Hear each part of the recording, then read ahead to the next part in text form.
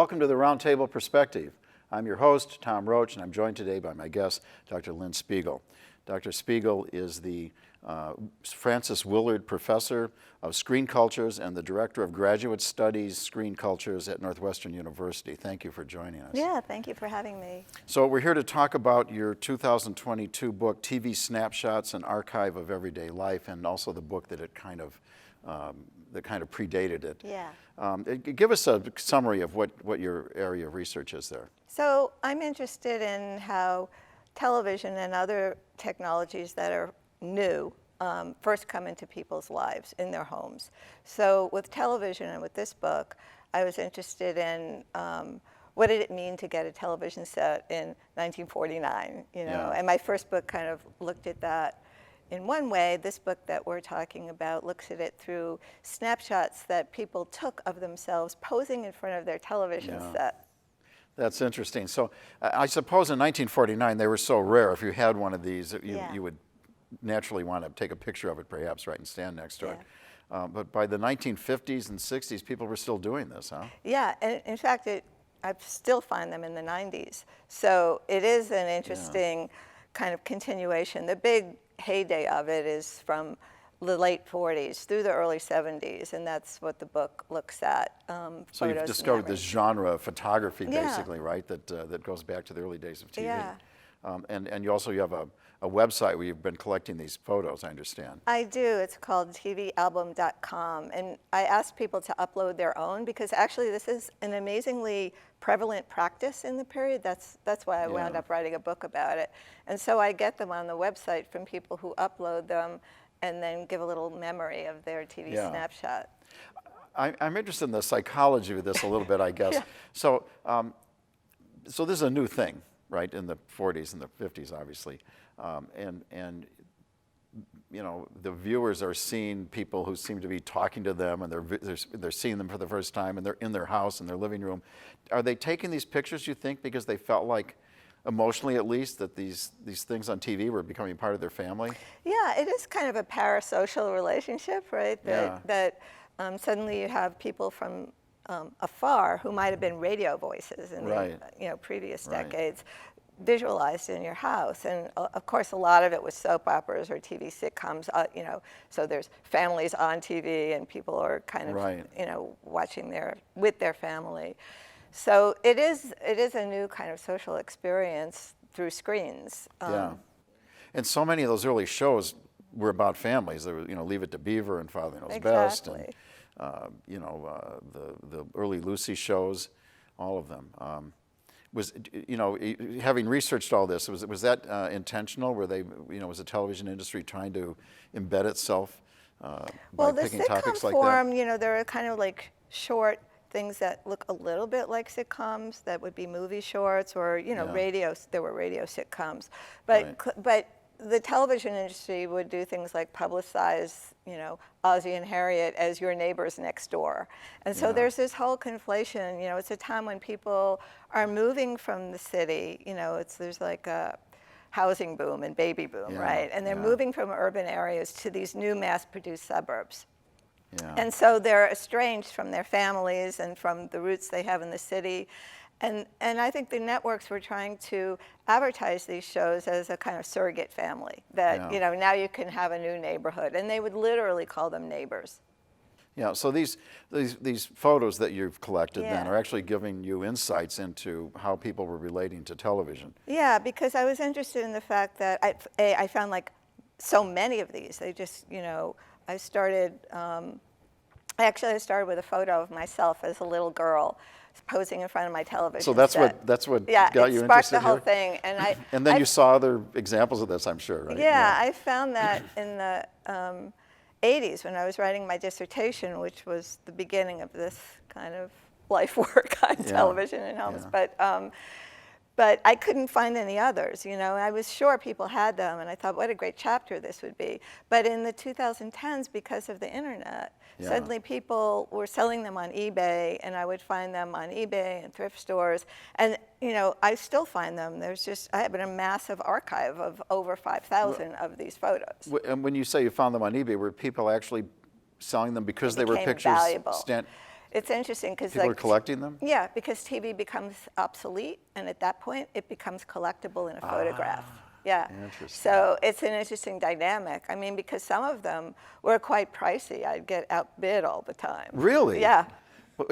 Who else was buying these things? Yeah, I had competitors. Oh my gosh. I suppose you could, if you had a gallery, you could probably do a show with a That's collection what, I of mean, these. it's my dream that somebody would want to, actually use them in a gallery situation because it would be a great gallery show. Yeah, I think so. So tell us about this genre of photography here. What did they have in common? There's a person, there's a TV. Did they try to have, did they tend to have their favorite shows on TV, or were they just posing next to the machine? There's different genres of it within the genre, right? So there's ones that are about people climbing into their television sets, like trick shots, and they would literally climb, take the chassis out, climb in, and pretend to be on TV. Okay. So there's quite a few of those. So it was so trick shots are a practice. Then there were performance shots where people, rather than watching TV, and this is one thing that really interested me, we always think people are spectators, right? And that's how the industry made us think of TV. But it's an object in your house, and people used it as a posing place. So a lot of people would play instruments in front of the TV rather than watching TV. You'd have your little boy play a violin, or you'd play the drums, or that kind of thing. Now, is the TV just incidentally there in these pictures? It's framed. It's a framing device. It's like, clearly chosen specifically as a background. I mean, there were a lot of candid shots I found too, where the TV is just incidental, which interested me too. But it's very intentional that the TV is the backdrop for this performance of yourself. Yeah. It's interesting how the TV changes the arrangement of the room. I know I had a room in the house, and I had 4 easy chairs and a nice carpet in the middle, and I got this big TV to put on the wall, and I had to reorient the room around the TV, and it doesn't look cozy anymore. It doesn't have that feel. It is one of the things that, there's all this advice in women's magazines about how you're going to rearrange your room for TV. What are you going to do with this one-eyed monster in the middle of the decor? And then, in the snapshots, you would find people put like personal keepsakes, like trophies, and religious figures, and nativity scenes, and they dress them up for holidays, so it was kind of a ritual device. Yeah. So there are all sorts of ways people kind of made them part of their decor, which, the industry and also things like women's magazines were trying to show people how you could make TV look lovely. And of course, TVs were furniture, right? They were in wooden cabinets, and you would buy them because they were Chinese modern, or they were colonial, or right? Yeah, but I remember a lot of colonial. That was popular, But, it's interesting the way people would then kind of, improvise on that and make it part of their own decor. And so the photographs show you kind of more improvisational kinds of decorative schemes. And there were certain sort of subgenre here, right? So what are some of the things that people did kind of repeatedly in front of their TVs? So perform is one of them. Yeah. Trick shots is another one of them. Family groupings, right, where you would have people kind of showing their human relation with each other by kind of hugging the television set. There's pictures of little girls hugging it like it's a baby, and there were a surprising set of photos that were actually pornographic. So I saw that note, It's always the thing people are most interested in. Right. But it is astonishing in a sense. I mean, during the period, I guess because TV is a novel technology, it has this erotics to it, right? And it's a thing to look at, just like bodies, right? Yeah. So things like men's magazines, like Playboy, had TV Playmate of the Month, and they would show. So there's that kind of pornography. But then there's regular vernacular everyday photography, where people would pose nude in front of the TV set, intentional poses, or in bathing suits. A lot of women in bathing suits, kind of doing pin-up photography. And it really interested me because it seemed like TV was advertised as such a family medium, right? And suddenly, because TV was regulated, it was unlike early cinema where you would have like stag photography in the basement, stag films, right? You couldn't do that with TV. And so, so that's quite a contrast then, isn't it? What some people were doing with the TV and what was on the TV. Yeah. So in this, your recent book is sort of a continuation of an earlier book. Tell us about the first one. Yeah, so the first book's called Make Room for TV, and that book was looking at this issue about the rise of the suburbs being coincident with the rise of television as a consumer object in the home, and all of the ways in which television created this kind of surrogate neighborhood, right?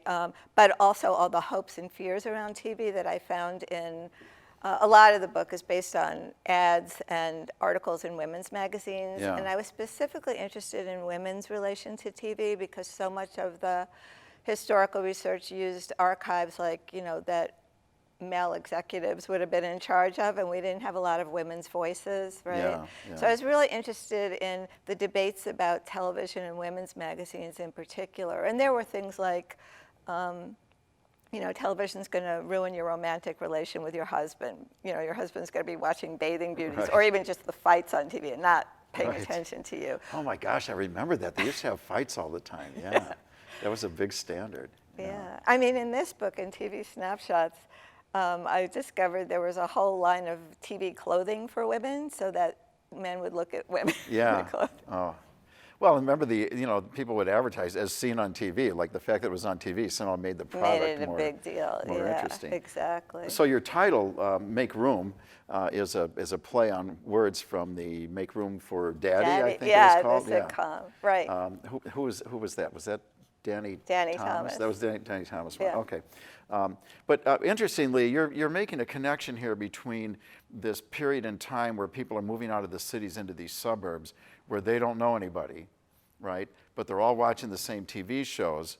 And so I think you're implying that was sort of a connecting mechanism for them, right? As I was saying, the industry was trying to advertise it that way. And also housing developments like Levittown in Pennsylvania and New York, a huge mass-produced suburb, Yeah. in 1952, their house came with a TV set built into it.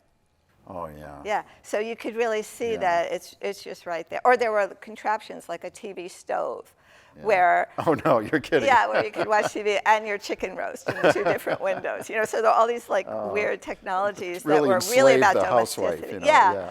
So a lot of that book was about women's work in the house and Yeah. how daytime programming was developed to create habits while watching. Yeah. I remember my Uncle Jack built his TV into the wall. Yeah. Into a bookcase, and of course we'd go there and watch Twilight Zone, right? So he had this very otherworldly setup for us to watch that. The other thing that's happening during this period is people are getting air conditioning in their houses, and those of us who study communication, we know that a lot of things that happen in the physical world affect how we speak to one another and our habits of communicating our culture. And I know one of the arguments is that people stopped sitting on their porches in the summer and stayed inside where it was cool. Yeah. And of course that went hand in hand with them having this TV all of a sudden, didn't it? That's really interesting. And part of the thing is TV also kind of displaces the movie theater where there was air conditioning, right? Yeah, right. Right. I still remember the big signs, thing air in conditioning. Yeah. And Yeah. so it displaces the movie theater because it's free. You don't have to go downtown to before there's suburban movie theaters. Yeah. And your point that there's air conditioning, it really goes along with it. And in fact, I'm remembering now in that first book that people would talk about a completely climate-controlled room for television. For watching your Yeah. TV, yeah. Are there other things that were going on outside of the television experience that impacted this, do you think? Well, a lot of what's going on is changing gender relationships and the baby boom and the kind of Rosie the Riveter being asked to go back home and the whole kind of privatization of everyday life that was going on in the 1950s, soon to be completely overthrown in the 60s. Right. But, every 5 minutes now, right? But, but it really was part of that moment of this kind of baby boom moment and, increased focus on domestic pleasures. And was there also a boom in photography during this period? Yeah, thank you. So, snapshot photography had been, around and important as a kind of consumer thing since Kodak and the end of the 19th century. But certainly home movies and the availability of cheaper snapshot cameras in the 50s allowed people to have this kind of hobby art. And I was interested in this book, TV Snapshots, about the way these two technologies, the camera or the snapshot camera and the television set, get connected to each other. That people are using this one family technology, the camera, to photograph their television sets, right? And the technology for the camera was expanding too. People were taking those stereoscopic photos, and a friend of mine had just inherited his dad's collection, and they're beautiful though. Of course, nobody's going to look at these things, right? What are we supposed to do with them, right? They get passed down, and well, you need the equipment, just like that. And the slide projectors that everybody had back then, right? Exactly. And sometimes, like, TV shows would advertise Kodak, right? Like Ozzie and Harriet, the Dick Van Dyke Show, all these people were, advertising home photography at the same time that you're watching them on TV. Well, so what about the existential element of this? Did you think that that things were more real if you had a picture of them? The reason I keyed to this is I was doing public relations at a medical center, and they used to give out, awards if you were there 5, 10, 20 years or whatever, right? And the CEO of the medical center would hand you your little paper, and then the head of public relations, right, which was me at the time, would come in with a Polaroid camera and take a picture of it, and then hand the person, the employee, this picture of them with the CEO, right? So I was busy one day with more important things, and I didn't show up for this little luncheon that they had, right? And I thought, maybe they'll get out of the habit of doing this. And I got a call from the head of human resources, and he said, we've got to go back and redo all those because people have to have these photos. Yeah. Right, and I realized the photo was more important. The photo of them with the CEO and that document was more important to them than the experience was. Right? Do you think we started to shift into a sense of things that were I don't know, fossilized, if you will, right, through media?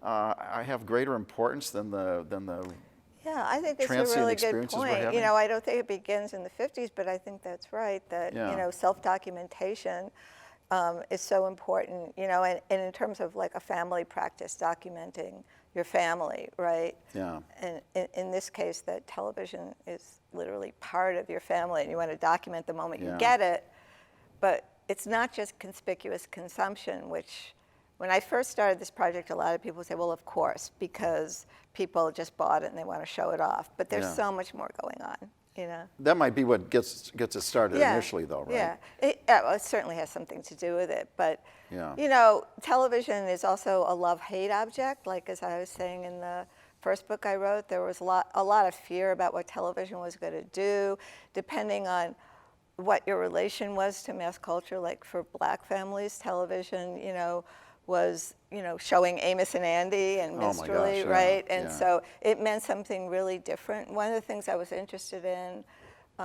was, that this set of photographs is much more, there's like a much more diverse range of people, of color, and of nation than you would find by just looking at images of television in the newspaper or in magazines. So you find a much broader swath of people kind of documenting their lives. Yeah.